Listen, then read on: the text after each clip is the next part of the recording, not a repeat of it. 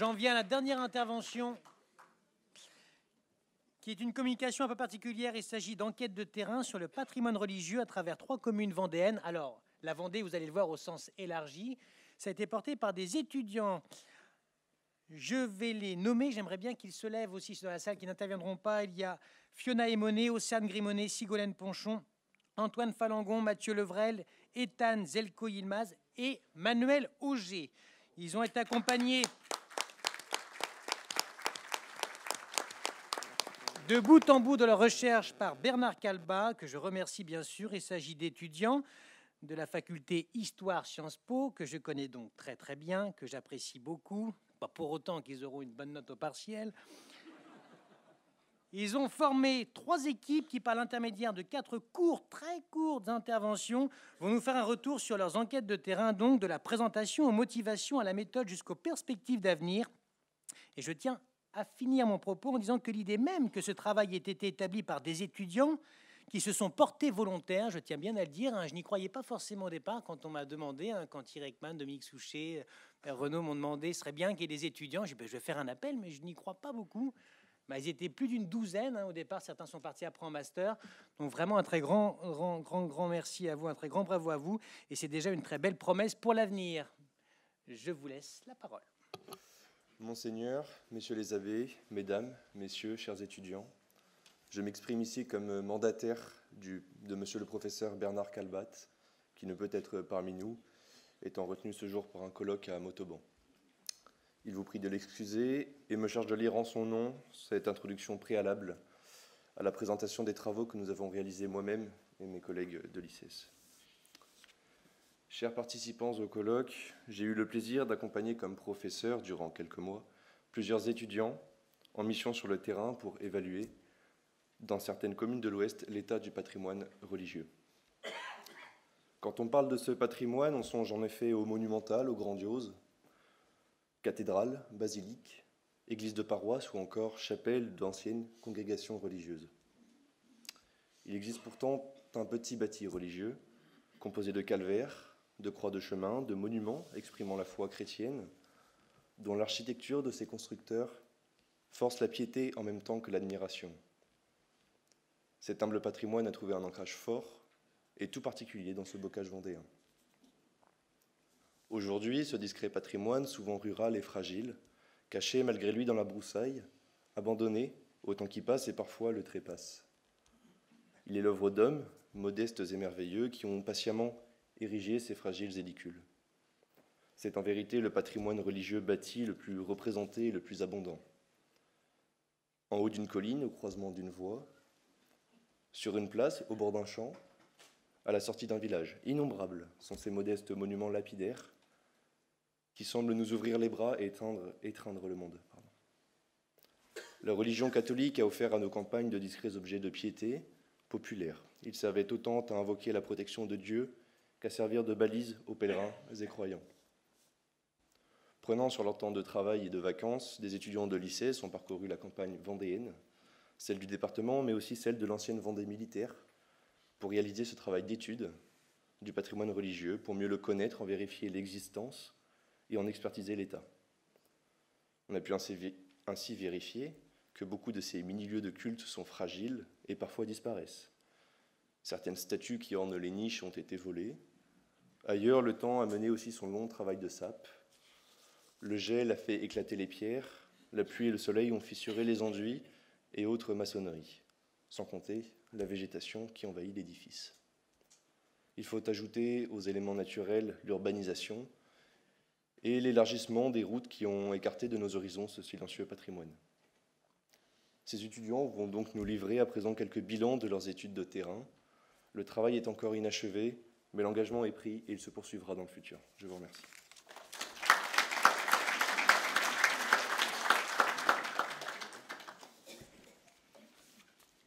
Bonjour mesdames, messieurs, je tiens avant toute chose à réitérer les remerciements à M. Calbat et M. Trichereau pour leur aide dans cette recension, qui ont réussi à allier d'une part le savoir-faire des professeurs et d'autre part la curiosité, inlassable soit-elle, des étudiants. Comme l'a expliqué en amont M. Trichereau, nous serons donc 3 groupes à prendre la parole. J'aurai pour tâche de vous exposer nos motivations et ainsi de parler de cette belle commune de Montravers.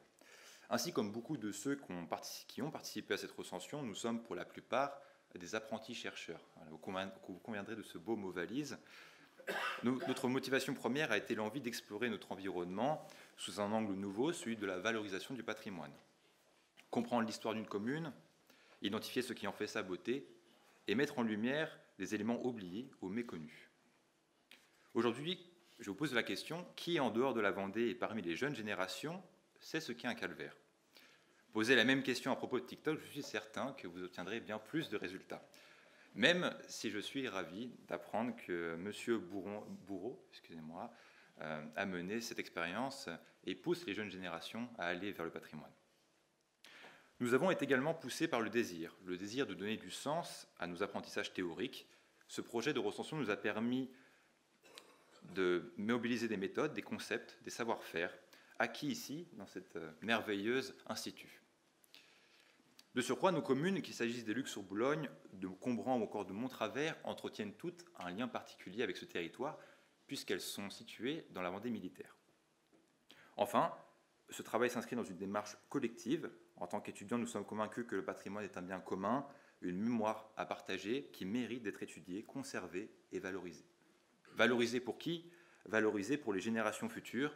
L'idée est bien de transmettre le flambeau et ainsi participer à cette recension. C'est aussi contribuer à notre modeste échelle à cette passation de flambeau. Pour finir sur une belle citation, et pour parler de ses motivations, après je parlerai justement de Montravers, je cite « La culture n'est pas un supplément d'âme que s'offrirait une société de consommation repue. La culture, c'est aussi le ciment de notre cohésion, le moteur du dynamisme de nos territoires, et plus la tempête est forte, plus la culture doit nous servir de boussole. La culture, c'est la réponse française à la crise que nous traversons. » Passons désormais à la commune de Montravers. Alors ça marche. Ça marche merveilleusement bien. J'y fais. Oui, ne vous inquiétez pas.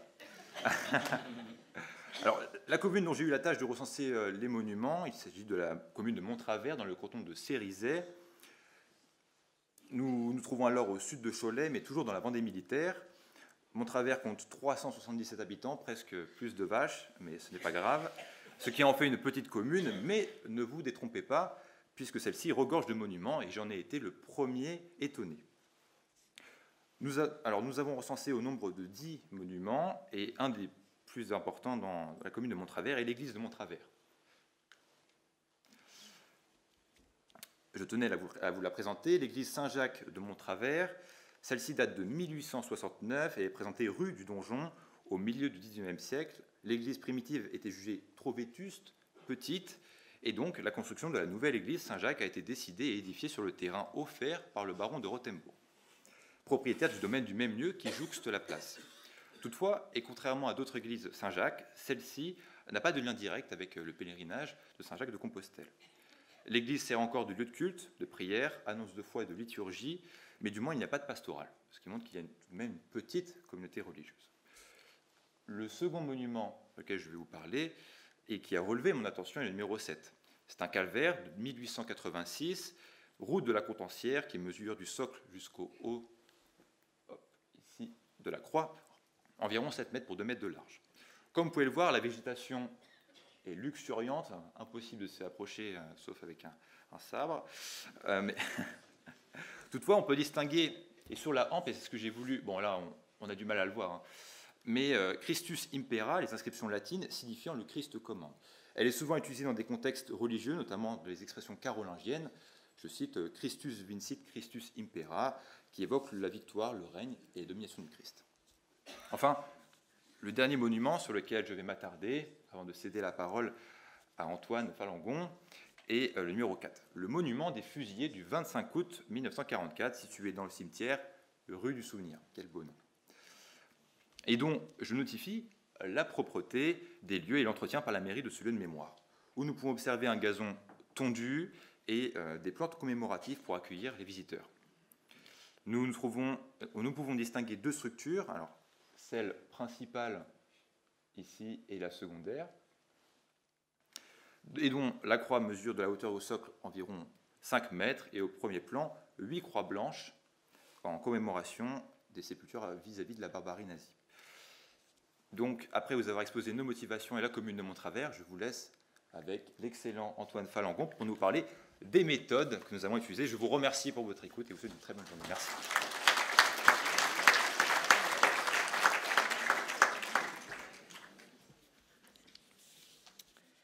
Alors, Ethan Zielko-Yilmaz nous a exposé les motivations qui nous ont conduits à mener cette étude de terrain.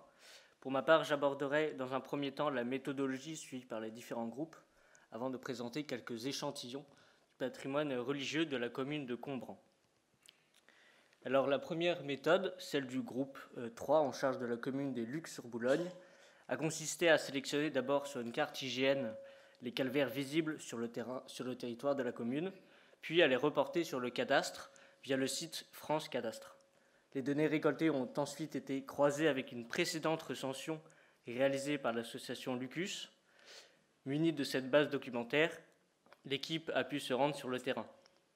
Sur le terrain, donc, le travail a résidé en la photographie des monuments ainsi qu'en la prise de mesures qui n'avaient pas été précisées auparavant. Ont été relevées en outre les informations apparentes sur les différents monuments et une appréciation sur leur état de conservation. Les données collectées ont été synthétisées dans un tableau récapitulatif, comme vous avez pu le voir, qui indique le numéro de photo, le titre de l'édifice, le numéro de parcelle de référencement sur le cadastre, la date de construction, son état et le motif de construction. Le tout accompagné de quelques photos représentatives. Les groupes 1 et 2 ont eu quant à eux la chance de bénéficier de précédentes recensions plus précises avant de pouvoir se lancer dans l'étude de terrain des communes de Montravers et de Combran. Les numéros de parcelles ont permis de retrouver donc plus facilement les monuments. Chaque objet du patrimoine a été donc photographié et mesuré. Ont été relevées également donc les informations apparentes ainsi que l'état du monument. Pour quelques rares cas, le numéro de parcelle a dû être corrigé. Et une fois ces données rassemblées, elles ont été organisées dans le tableau récapitulatif susmentionné afin d'uniformiser les résultats de l'étude de terrain. Mentionnons rapidement les principales difficultés. Mais bon, les difficultés sont inséparables de toute recherche universitaire et c'est ce qui en fait tout leur attrait. Donc en premier lieu, des contraintes topographiques.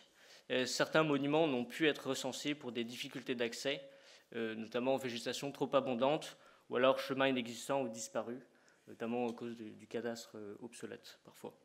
Certains monuments étaient également fermés. Et puis en second lieu, un manque de témoignages oraux pour des contraintes temporelles surtout. Une collecte future serait particulièrement éclairante pour retracer l'historique de chaque monument et compléter la recension. Alors passons à la commune de Combran. Donc Mathieu Levrel et moi-même avions la charge de recenser la commune de Combran dans le canton de Cerizay, à proximité de Montravers.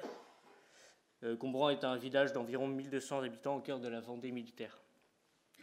Alors nous avons recensé 9 monuments, mais nous avons été dans l'incapacité de vérifier quelques-uns de ceux mentionnés dans la précédente recension, donc accès impossible ou alors manque d'indications géographiques. Alors pour la photo numéro 1, il s'agit ici de la chapelle de la Vernière, dédiée à saint François d'Assise. D'après les archives communales, c'est un certain monsieur Auguste Soulard qui est à l'origine de la construction du monument le 10 avril 1894. Le motif en serait peut-être la mort de son unique fils, à peine âgé de 5 mois. Cette chapelle privée fut l'objet de nombreux passages de fidèles. Dans les années 1950 à fin 1960, une messe était célébrée régulièrement par un prêtre de passage qui était en vacances. Et depuis 2009, la chapelle est propriété de la commune. Quelques travaux extérieurs ont été effectués par des bénévoles, mais l'intérieur est malheureusement en mauvais état, comme vous pouvez le voir sur les photos de droite. Le mur droit et le plafond demanderaient notamment peut-être être restaurés. La chapelle abrite à l'heure actuelle un autel en bois, un peu abîmé, et 2 statuettes sur les niches de part et d'autre de l'autel. Alors ici, la grotte de la Galardière, une des grottes de Lourdes dans le département. Alors quelle en est l'origine? En 1954, un curé décide de reproduire la grotte de Lourdes dans une clairière. La date de 1954 n'est peut-être pas un hasard. L'année 1954 marque le centenaire de la proclamation du dogme de l'Immaculée Conception. L'état du monument est malheureusement à déplorer, comme le montre la comparaison des photos. La photo de gauche est issue de la précédente recension. De la statue de la Vierge, il ne reste plus que les mains posées sur le petit autel en pierre. La statue proprement dite a disparu et le lieu ne semble plus faire l'objet de dévotion particulière, la grotte et la maçonnerie étant recouvertes de mousse et de lierre. En revanche, la croix de la Billière offre le spectacle contraire. Comme le montrent les fleurs fraîches et la réparation au niveau de l'axe, le monument est entretenu et visité régulièrement. Sur le bas sont gravées la date d'érection de la croix, 1899, on ne voit pas très bien sur la photo de droite, et l'inscription « Au crux savez », les premiers mots d'un hymne liturgique signifiant « Salut aux croix ». Le motif est peut-être pour marquer le passage d'une mission catholique dans la région en 1899. Enfin, la croix à la fois, dont la construction date de 1873 ou 1875, a visiblement fait l'objet d'une restauration. Lors de la précédente recension, en effet, seule la hampe subsistait pour une raison que nous ignorons. Et toujours est-il qu'à notre passage, nous avons pu constater qu'une traverse avait été ajoutée en 2021 selon la brève explication trouvée sur place. Le travail est certainement l'œuvre de bénévoles. Le contraste entre le haut de la croix et la hampe est assez prononcé, notamment sur la photo de droite. Une statuette de la Vierge a été ajoutée dans une petite niche au pied de la croix. Donc voilà, les 4 monuments principaux. De façon plus générale, la commune de Combran offre un contraste assez marqué entre des monuments restaurés ou entretenus régulièrement et d'autres en mauvais état. Je cède maintenant la parole à Manuel Auger qui vous présentera la commune des Lucs. Je vous remercie pour votre attention.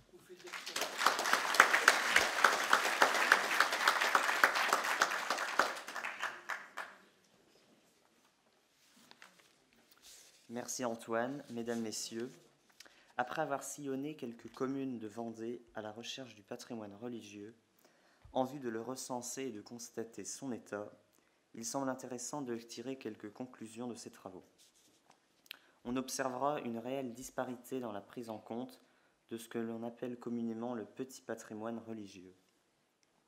Là où existent des associations de protection, de préservation des calvaires et des croix de chemin, ces éléments architecturaux sont entretenus et valorisés par des panneaux donnant des indications et des renseignements sur l'origine du monument, retraçant sa genèse. L'on peut souligner l'investissement des particuliers agissant au sein de ces associations dans le souci de préserver ces éléments du bien commun. Là où l'on constate une absence d'associations œuvrant à la préservation des calvaires, ces derniers peuvent être envahis par la végétation ou même quelquefois relativement abîmés. L'enjeu de ces travaux était également d'alerter sur la dégradation possible du patrimoine, et par là d'encourager à sa restauration dans le souci de sa préservation. On salue ceux qui, ayant un calvaire à proximité de leur domicile, en assurent l'entretien, comme la belle initiative de ce passionné qui restaura lui-même la grotte de Bordevers à Saint-Gervais. Mais une généralisation de ces opérations d'entretien pourrait être mise en place au sein de nos communes, les calvaires étant constitutifs du patrimoine communal. De belles actions étaient entreprises récemment sur les communes de la Garnache et de Vix. Des calvaires ont été restaurés. Sans doute le regard des passants change-t-il depuis la remise en valeur de ces monuments. L'on entretient les églises, les chapelles, les bâtiments religieux dans une perspective d'avenir. Mais les calvaires, les croix, les statues sont également des marqueurs d'identité spirituelle de nos aînés. L'ensemble du patrimoine religieux est à protéger de la même manière, d'une cathédrale en réouverture au calvaire à la croisée de 2 chemins de campagne du bocage vendéen. Ce travail est essentiel car il marque notre respect vis-à-vis de l'attachement fort au vecteur de religiosité. Ces calvaires sont le témoignage de la dévotion chrétienne des peuples. Ils sont la représentation absolue d'une identité marquée par la croyance. Notre recherche s'est concentrée au sein de la commune des Lucs-sur-Boulogne, en Vendée. Le calvaire que l'on peut voir à l'écran, celui sur la route de Roche-Servière, est sans doute l'un des plus imposants de la commune. Élevé sur un point stratégique, il domine les lieux, et notamment cet axe de passage. Sous l'impulsion du curé local Jean Barthes, il a été érigé sur les lieux d'une première installation. Le curé Jean Barthes, un homme qui a sans doute été une figure de proue dans le paysage local, à qui l'on doit cette politique d'érection de monuments dans les années 1860, en pleine refondation des inspirations religieuses en Vendée, dans le sillage de la création de congrégations. Près du Petit Luc, nous avons pu observer une croix et une stèle de valeur commémorative qui a trait à un épisode malheureux de notre histoire régionale. C'est en cet endroit que furent tués les habitants du Petit Luc le 28 février 1794, enfermés dans leur église à laquelle l'armée bleue mit le feu et fit résonner ses canons. Le lieu du supplice de l'abbé Voineau, homme qui tenta de s'interposer et de faire cesser le martyre, est aujourd'hui signalé par une croix, celle que l'on voit à l'écran, entretenue par l'association Lucus. Une atmosphère particulière règne en ce lieu, le ruisseau qui coule au pied de la croix n'atténue en rien le souvenir de la mémoire, toujours bien vivante dans l'esprit vendéen.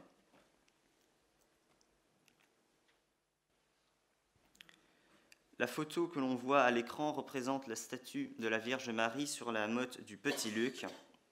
Elle est située près de la chapelle construite à l'emplacement de l'église incendiée. Cette statue joue un rôle symbolique.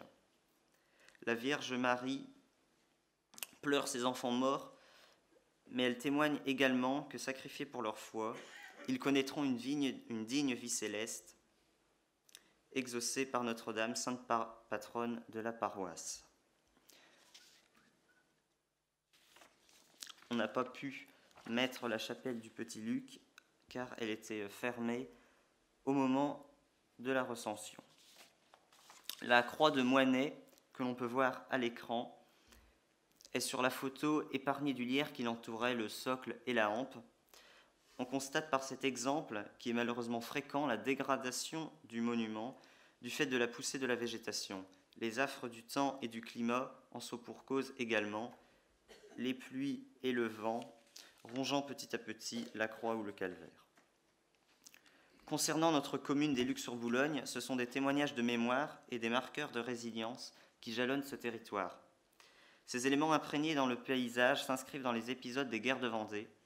Ils veulent rappeler que le souvenir de la violence est toujours présent et qu'ils sont des remparts contre l'oubli. Pour ne pas oublier les martyrs de la foi, morts pour avoir conservé leur religion. Ces calvaires sont une histoire humaine et spirituelle qui constitue une part bien souvent mystérieuse de la vie de nos ancêtres et de nos villages. Le regain d'intérêt pour le patrimoine actuel l'en atteste. Les calvaires sont un véritable défi à relever, un engagement que nous prenons vis-à-vis de nos pères qui les ont érigés, un hommage que nous rendons au monde. Je vous remercie.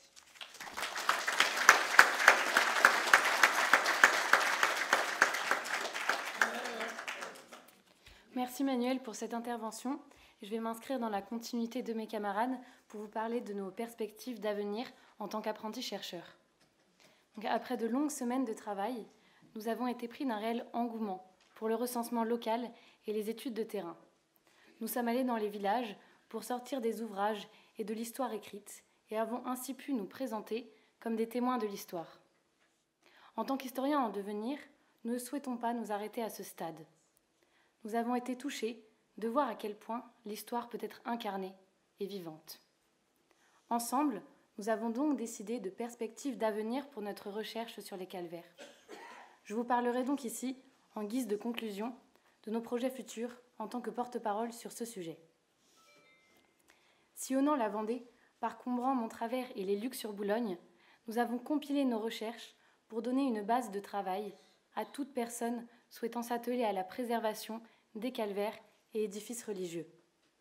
Mais nous ne souhaitons pas en rester à une simple anthologie de quelques monuments vendéens.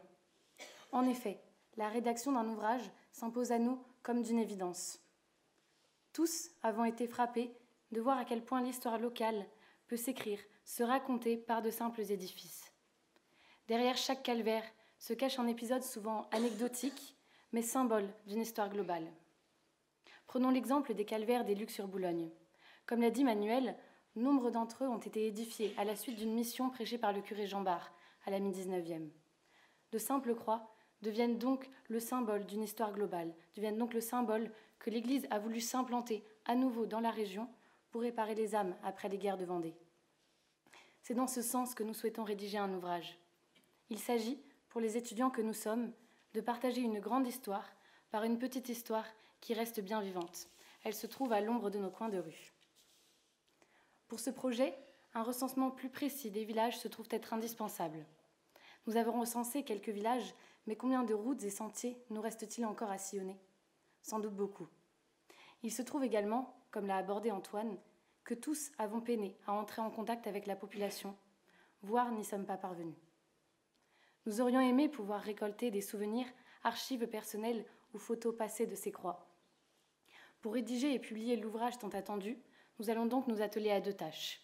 Réaliser un recensement plus exhaustif possible de tous nos chemins de Vendée et interroger la population sur un passé oublié. L'objectif sera donc double. Il s'agira de sauver le patrimoine par un recensement précis et de partager un passé par une petite histoire insoupçonnée. Et Dieu sait à quel point les anecdotes sont utiles à l'histoire. Elles touchent souvent plus facilement une population peu encline à l'amour des grandes chronologies. L'objet majeur de la recherche a porté sur les calvaires. Chaque groupe a mentionné également quelques églises, chapelles ou monuments symboliques, mais de manière secondaire. Si nous souhaitons parler à tous, il nous faudra prendre davantage en compte ces œuvres de l'histoire et en faire un objet d'étude comme les calvaires l'ont été pour nous cette année. Par ces monuments religieux de Vendée, nous pourrons parler des bouleversements phares que cette région a connus. Maintes et maintes fois, j'ai entendu des parents, des professeurs, des amis me répéter « La théorie est essentielle, mais la pratique fait toute la différence ». Alors je me permets de déformer cette phrase pour vous dire que la rédaction d'un ouvrage est essentielle pour nous, mais sauver le patrimoine fera toute la différence. Je veux dire par là que nos travaux actuels et notre ouvrage futur n'ont pas vocation à rester au stade de mémoire dans une bibliothèque. Ce n'est pas notre ambition. Le dessein que nous portons est de sauver, de restaurer nos calvaires, nos croix, nos statues. Et c'est à destination des associations de patrimoine que nous nous adressons aujourd'hui et que nos travaux pourront servir. En les alertant par nos travaux, peut-être pourrons-nous contribuer à sauver un peu de notre histoire. Nous rêvons de voir nos calvaires fleuris plutôt que mourants, car les édifices que nous croisons sont proches de nous physiquement, mais restent loin de nos esprits. Et le calvaire entretenu près de chez nous, dans notre rue, pourra, par sa vie retrouvée, toucher les cœurs et faire réfléchir sur l'histoire. Je vous remercie pour votre attention.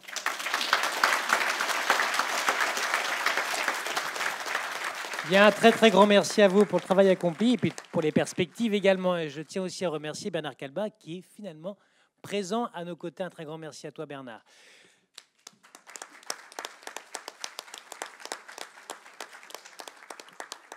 Alors je me vois obligé de raccourcir le temps du débat à une dizaine de minutes. Pour les questions qui concernent directement les travaux étudiants, n'hésitez pas à les solliciter par la suite. Et je vous laisse un temps de 10 minutes pour les questions.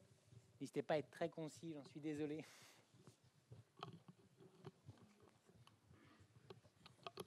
Bonjour, Jacques Centreau de Noirmoutier.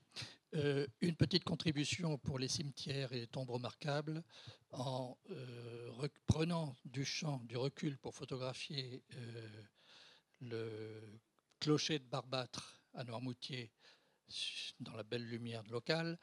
Je suis tombé sur un couvercle de sarcophage gallo-romain qui couvrait une tombe, sans doute d'ecclésiastique, une tombe anonyme, dans un cimetière qui a été déplacé consécutivement à l'ordonnance royale de 1776 et qui a été inauguré en 1780. Mais les premières tombes que l'on peut dater datent de 1818 à 1830, avec sans doute la reprise, un palimpseste, d'une pierre tombale du XVIIIe siècle, tombe d'ecclésiastique notamment. On a eu l'occasion de collaborer avec le CAUE et donc le service patrimoine et la commune de Barbâtre pour justement repérer les tombes et présentant un caractère patrimonial dans le cimetière de Barbâtre, notamment la tombe d'un ecclésiastique qui présente les os, les tibias croisés et le crâne dont j'ai parlé tout à l'heure. Absolument. Bonjour, Ferdy McDermott, un Anglais parmi vous, du Collège international à Chavagnon-Paillet, qui était auparavant le petit séminaire. Donc nous avons un chemin de croix d'Alfred Sauvage réalisé en 1913. Je ne sais pas s'il figure dans votre inventaire des 127. Donc l'artiste n'avait que 21 ans, je pense, quand il a peint ce calvaire qui est énorme. Alors, hélas, parce qu'il a fallu restreindre un petit peu notre corpus, nous ne nous intéressons pas aux congrégations. Nous ne travaillons que sur les églises paroissiales, les chapelles paroissiales, la cathédrale et les basiliques. Un peu comme pour le vitrail. Voilà. Donc non, nous n'avons pas pris en compte ce chemin de croix, mais il n'en est pas néanmoins pas intéressant. Voilà. Merci pour cette information que l'on garde en mémoire. Merci également pour vos interventions, chacun d'entre vous. Moi, je voudrais répondre à Monsieur Julien Bourroux. J'ai le plaisir de recevoir le 9 décembre des lycéens dans le cadre du plus beau musée de France à Saint-Gilles-Croix-de-Vie pour 2 œuvres. Et je remercie d'ailleurs, je pense, Laurent et Claire, parce que je pense qu'ils y sont pour quelque chose. 2 œuvres que nous allons leur montrer. Et puis, ils vont travailler autour de ces 2 œuvres. Et j'espère, bien entendu, que Saint-Gilles-Croix-de-Vie sera retenu, que nous aurons une enveloppe de 10 000 € pour la restauration. Merci à vous tous.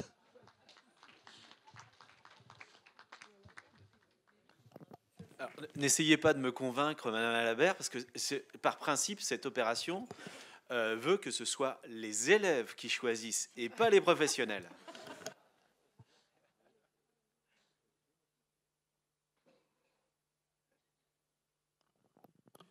Bien, y a-t-il une autre question? Oui.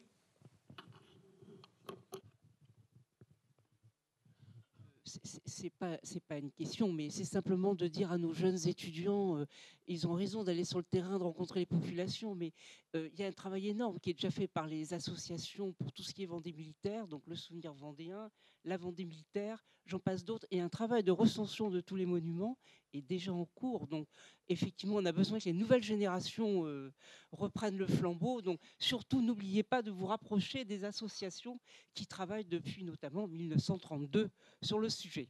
Voilà, merci.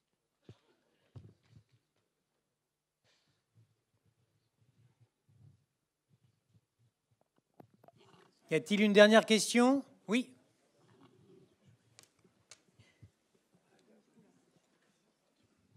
Merci mon révérend. Merci mon révérend père. À Maillé, il se passe pas mal de choses. Il n'y a pas que la coquille Saint-Jacques. J'ai la chance d'être le petit cousin de Monseigneur François-Xavier Loiseau. Et je voulais intervenir pour une anecdote. Quand il a été nommé évêque, s'est posé au conseil municipal la question de savoir si on devait lui faire un cadeau. Première question posée à la sous-préfecture pour savoir si on avait le droit, légalement. On a dit on va fermer les yeux. Bonne réponse. Et comme j'ai été maire de la commune, c'était mon cousin qui m'avait succédé à ce moment-là, j'ai eu l'idée, elle vient de moi, sans ostentation de ma part, de faire une représentation de vitrail de Saint-Pien en photographie, et qui est par un professionnel. Et on a offert ce cadeau à mon cousin, donc à Monseigneur François-Xavier Loiseau, qui l'a gardé très longtemps dans son bureau de Digne. Et maintenant, je pense qu'il l'a avec lui au Landreau. Deuxième chose que je voulais dire, concernant pour les vitraux. J'ai fait partie d'une commission d'art sacré. Eh oui, mais à l'armée. Hein, j'ai travaillé 35 ans à la Défense nationale. Et à la caserne de Fontenay-le-Comte, nous avons créé une petite chapelle qui avait une particularité, c'est qu'elle était ouverte aussi bien au milieu protestant qu'au milieu catholique. Tous les garçons des dom-toms, notamment de la Polynésie, étaient protestants. Et il nous a fallu trouver le terrain d'entente entre tout le monde. Je vous invite à le voir ou à creuser la situation. Merci. Alors ça, c'est vraiment un beau témoignage œcuménique, donc c'est super. Ça fait un vitrail de plus à rajouter. Il est dans la caserne du Chaffaut? Ok, bon, ben, très bien. Bon, ben, je dirai voir. Merci. Bien, je clôt donc les débats. Un très grand merci à vous. Voilà, malgré ma dureté, j'ai été très heureux de présider cette séance. On se retrouve donc à 14h30 dans cette même salle pour ouvrir la séance consacrée à État des lieux en Vendée, ostensoir, cloche, musique. Merci à tous et bon appétit.